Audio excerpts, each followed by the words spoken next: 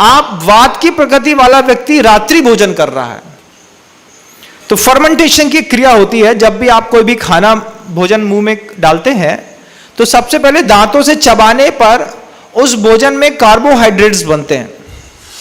वो carbohydrates saliva के साथ मिलकर के पेट में जाते हैं, और पेट में जाने के बाद जब उसके अंदर और रासायनिक क्रिया होती हैं तो कुछ ही देर में कितना भी गरिष्ठ और आपने ठोस भोजन किया हो, वो एक बिल्कुल लिक्विड एनर्जी के रूप में डेवलप हो जाता है। लेकिन जिनकी वात प्रकृति है, वो वात प्रकृति वाले लोग शाम के समय या फिर रात्रि भोजन करते हो, 8 बजे के बाद जो भोजन करते हैं, वात की प्रकृति है, भोजन कर लिया, रात को सोए, धीरे से हाथ में दर्द हुआ, गहरी नींद लगी थी, पता नहीं चला, उस वायु ने धीरे से आकर के, जो व्यान वायु है शरीर की, पूरे शरीर में रहती है, वो आकर के हार्ट में रुक गई, धीरे से एक स्ट्रोक मारा और आदमी मर गया। बोला महाराज रात में तो बहुत अच्छे थे, अच्छे से भोजन किया, शांति से सो गए, और सुबह पता नहीं क्या हुआ, रात में ही कब हार्ट अटैक आ गया, कब गैस का फर्मेंटेशन ऐसा हो गया कि सो के उठते ही साथ जैसे उठे तो सिर ऐसा घूम रहा था, वापस लेटना पड़ा। ये बताते हैं कि अगर आपकी वात की प्रकृति है तो वात की प्रकृति वाले रात्रि भोजन ना करें। हार्ट अटैक के सबसे ज्यादा चांसेस उन्हीं के जीवन में रहते हैं। वात की प्रकृति वाले को दिन में भोजन कर लेना चाहिए, और हल्का भोजन सूर्यास्त से पहले कर लेना चाहिए, अन्यथा वो परेशान रहता है। जिनके पूरे शरीर में बहुत ज्यादा आर्थराइटिस के दर्द हैं, बहुत ज्यादा घुटना दर्द देता है, पीठ में दर्द हो जाता है, कभी भी हाथ दर्द देने लगता है, कभी भी बता दें महाराज हमको सर्वाइकल की बहुत ज्यादा प्रॉब्लम हो रही है, उनको आयुर्वेद कहता है कि आपकी वात की प्रकृति है, और वात की प्रकृति वाले को ठंडा भोजन नहीं करना चाहिए और रात्रि भोजन नहीं करना चाहिए।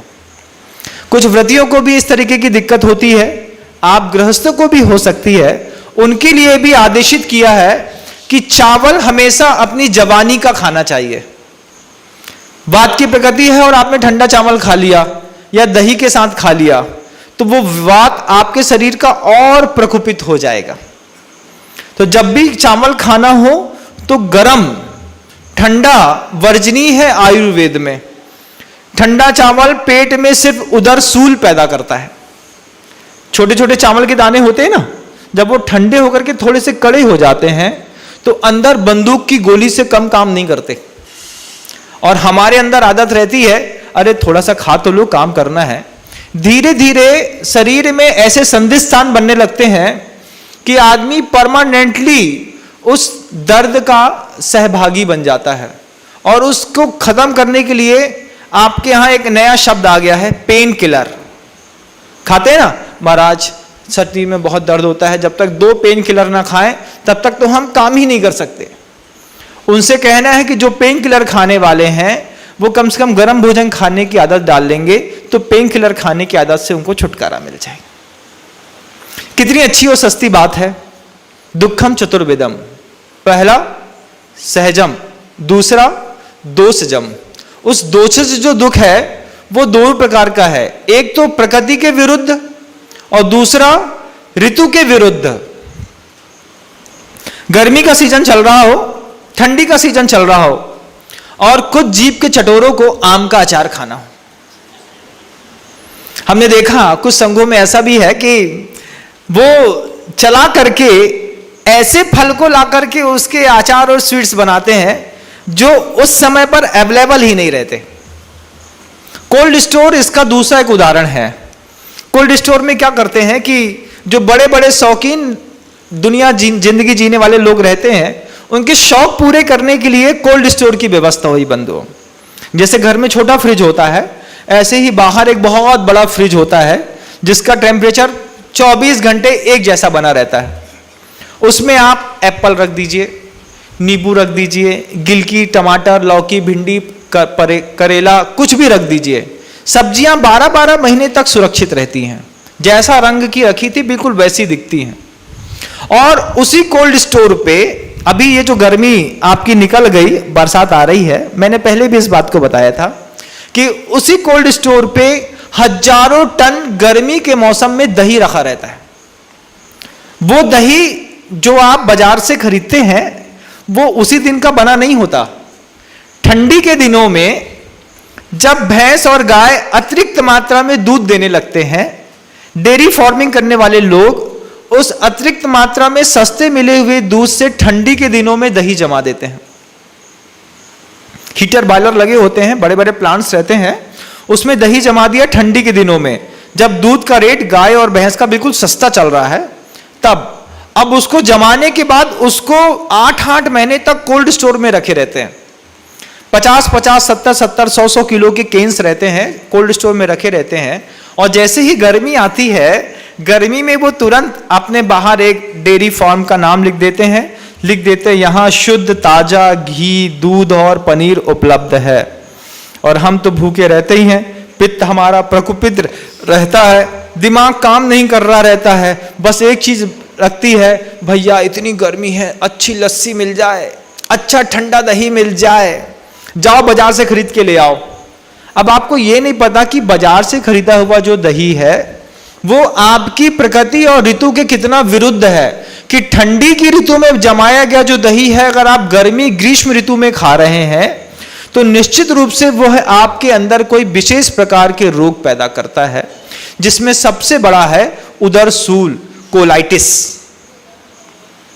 देखा है कभी आंतें सड़ जाती हैं, वो कैसे सड़ जाती हैं? कभी आपने देखा कि जब यह जो दोषज है, ऋतु के विरुद्ध जो कोई फल फ्रूट्स या दही है, इनको आपने दूसरी ऋतु में उपयोग किया तो शरीर के अंदर आंतें धीरे धीरे सड़ने लगती हैं। गुरुदेव ने एक बार बहुत अच्छी बात कही थी। गुरुदेव ने कहा कि कोल्ड स्टोर में रखे हुए पदार्थ का रंग तो नहीं बदलता, लेकिन अंतरंग बदल जाता है। बात फिर से कहूं, फ्रिज में या कोल्ड स्टोर में रखा हुआ कोई भी फ्रूट्स है, सब्जी है, फल है, स्वीट्स है, इसका रंग नहीं बदलता, लेकिन इसकी प्रकृति, इसका अंतरंग बदल जाता है। और जब हम कोल्ड स्टोर में रखे हुए किसी भी पदार्थ को भोजन के रूप में उपयोग में लाते हैं तो शरीर में एक विशेष प्रकार के दुख पैदा होते हैं। दुखम चतुर्विधम, 4 प्रकार के दुख इस शरीर के माध्यम से जो हम भोगते हैं। बंधुओं, आज के उद्बोधन का वो विषय है जो पंडित भूरामल जी ने वीर सागर जी महाराज को समझा रहे हैं। सौभाग्य से वो मुझे याद आ गया और समय की अनुकूलता मिल गई तो मैं आपको बताने का प्रयास कर रहा हूं। आप देखिए कि कितने ऋतु विरुद्ध आहार हम करते हैं, प्रकृति विरुद्ध आहार भी करते हैं। इसमें एक सम्मिश्र योजना भी है कि किसके साथ क्या भोजन करना। जामुन खाने की चीज तो नहीं है, लेकिन अगर आप गृहस्थ होकर के खाते हैं तो आयुर्वेद कहता है कि वो पचता है काले नमक से, उसके साथ वो खाएंगे तो पच जाएगा। अगर आपने बहुत ज्यादा केला खा लिया है तो उसके साथ संयोजना बनानी पड़ती है थोड़ी सी छोटी सी इलायची की। कि मान लीजिए बच्चे ने अच्छा सुगंधित केला 6-7 खा लिए, अब मां को लग रहा है कि पेट दर्द करेगा तो मां प्यार से उसको 2 इलायची खिला देती है, केला पानी बन के पच करके बाहर आ जाता है। ऐसे कितने भी प्रकृति विरुद्ध आहार हैं बंधुओं, जो हमको जानकारी नहीं रहती। हम क्या करते हैं, ठंडी के दिनों में मैंने देखा कि लोग गर्म चाय पीते हैं, और जो आजकल जिम जाने वाले ट्रेनर्स जो बहुत कुछ सिखाते हैं विटामिन्स और प्रोटीन्स के लिए, तो उसमें जो सप्लीमेंट्स दिए जाते हैं प्रोटीन्स के, उसमें पता नहीं क्या मिला रहता है। वो ठंडी के दिनों में प्रोवाइड करते हैं कि आप शहद भी खाइए, हनी। तो हमने अपने एक मित्र को बचपन में देखा था कि ठंडी के दिनों में चाय बुलाता, चाय में शहद घोल देता, शहद को घोल करके पी जाता। 8 दिन तक मात्र उसने ऐसा किया। 9वें दिन चक्कर खा के गिर पड़ा। गिरा, जब एडमिट करा के देखा तो पता चला हीमोग्लोबिन सिर्फ 2 बचा है। पूछा क्यों? क्योंकि शहद एक कैटालिटिक का एजेंट है। ऐसा एजेंट है कि वो किसी भी चीज की शक्ति को 10 गुना करता है। अब मान लीजिए आपने 1 कप गर्म चाय पी, उसमें निकोटिन मिला है और चाय गर्म है, तो गर्माहट को 10 गुना और निकोटिन को 10 गुना करके वो आदमी के अंदर एक ऐसा कुछ अलग से रिएक्शन रिड्यूस कर रहा है जिसके माध्यम से उसका पूछो हीमोग्लोबिन फिनिश हो गया। आदमी उसको खा गया ये सोच करके कि हम पचा लेंगे, सब कुछ कर लेंगे। जवान आदमी चक्कर खा के गिर पड़ा। पूछा, बताया तो पता चला कि शहद कभी भी गर्म पदार्थ के साथ नहीं खाया जाता, ठंडे के साथ खाया जाता है। जैन दर्शन में तो खाया ही नहीं जाता। शुद्धता पूर्णता अभक्ष है बंधुओं। किसी भी जैन को कभी भी किसी भी प्रकार के शहद का उपयोग करने की आवश्यकता अगर आयुर्वेद में भी पड़े तो वे जैन इतने समृद्ध और विवेकशील रहते हैं कि गुड़ की चाशनी बना करके उस शहद के बदले चाशनी का, गुड़ की चाशनी का प्रयोग करते हैं और अपने काम को कर लेते हैं। क्योंकि शहद का उत्पत्ति स्थान मधुमक्खियों के छत्ते को नष्ट करके निकाला जाता है। हजारों लाखों मधुमक्खियां मरती हैं, जब जाकर के वो शहद मिलता है उसमें भी उगाल रहती है और तत्संबंधी अनंत त्रस जीवों की उसमें उत्पत्ति होती रहती है। लेकिन लोग करते हैं, जबकि वो पूर्णतः अभक्ष है।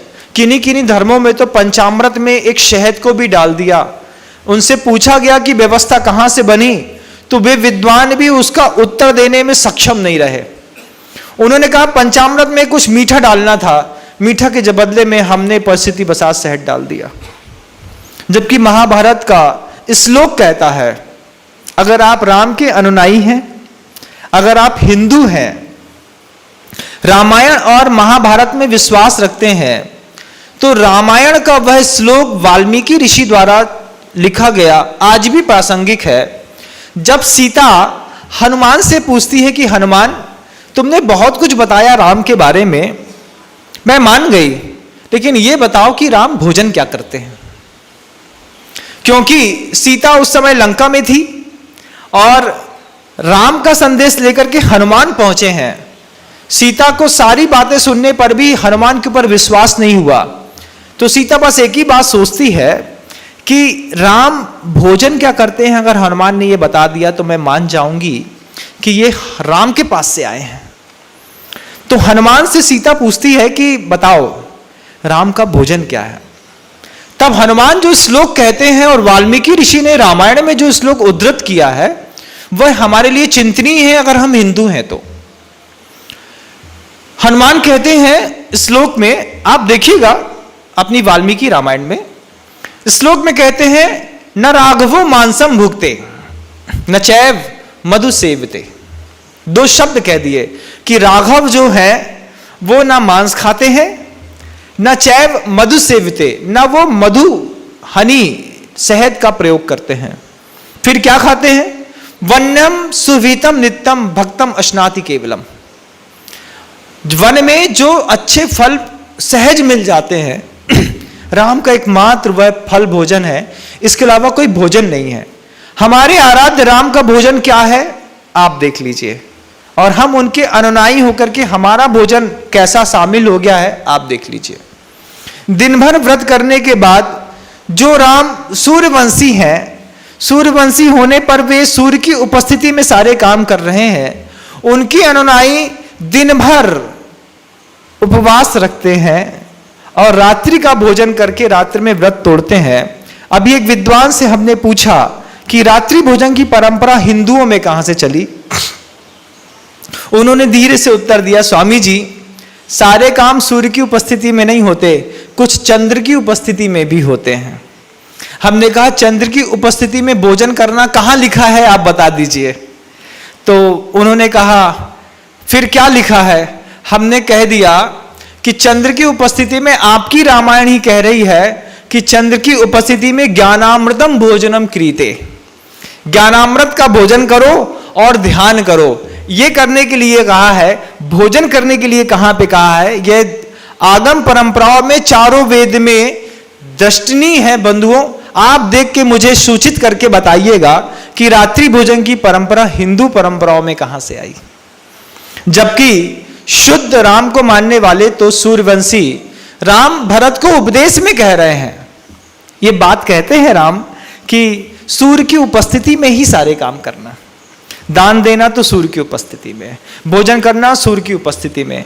भरत ने पूछा क्यों, तो राम कहते हैं जब घर में कोई एक प्रिय शांत हो जाता है तो हम भोजन नहीं करते, फिर सूर्य तो अपने आराध्य देवता है, जब वो अस्ताचल में चले गए तो अपन भोजन कैसे कर सकते हैं भरत? सोचो तुम थोड़ा सा, क्या शब्द है राम के भरत को समझाने के, और कहां हमारी आज गतिविधियां होती चली जा रही हैं।